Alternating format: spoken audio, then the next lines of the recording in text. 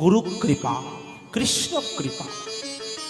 গুরু কৃপা হলেই কৃষ্ণ কৃপা হবে, গুরু কৃপা না হলে কৃষ্ণ কৃপা হবে না। কৃষ্ণ কৃপা সবার হয়ে আছে, আমার আপনার সবার উপরে কৃষ্ণ কৃপা হয়েই আছে। শুধু অপেক্ষা কি জানেন? অপেক্ষা হলো গুরু কৃপা পাওয়ার। কৃষ্ণ কৃপা হয়েছে বুঝতে পারছি না আমরা। কৃপা মানে তো দুটো শিং গজাবে না, কৃপা মানে তো আমার 4 হাত হবে না। ভগবানের কৃপা পাওয়া মানে তো আমার 4 হাত হবে না।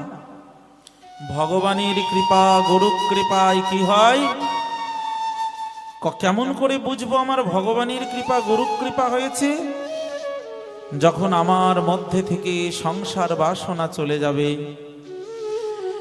কামনা বাসনা ঘুচে গিয়ে যখন আমি গোবিন্দ পাদ পদ্মে পূর্ণভাবে সমর্পিত হতে পারবো, যখন আমার কৃষ্ণ ভজন করার, কৃষ্ণ কথা শোনার, কৃষ্ণ নাম করার সৌভাগ্য লাভ হবে।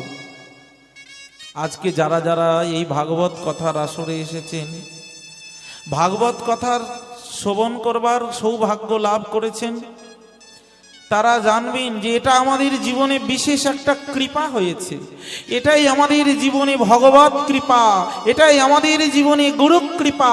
গুরু কৃপা, ভগবত কৃপা না হলে আজকে আমরা ভাগবত শুনতে আসতে পারতাম না। নিতাই গৌর হরি বল।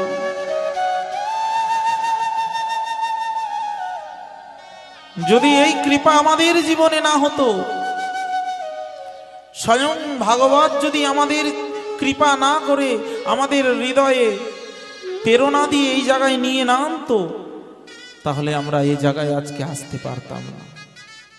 প্রবিষ্ট কর্ণ রন্ধীন স্বনাং ভাব সুরহম।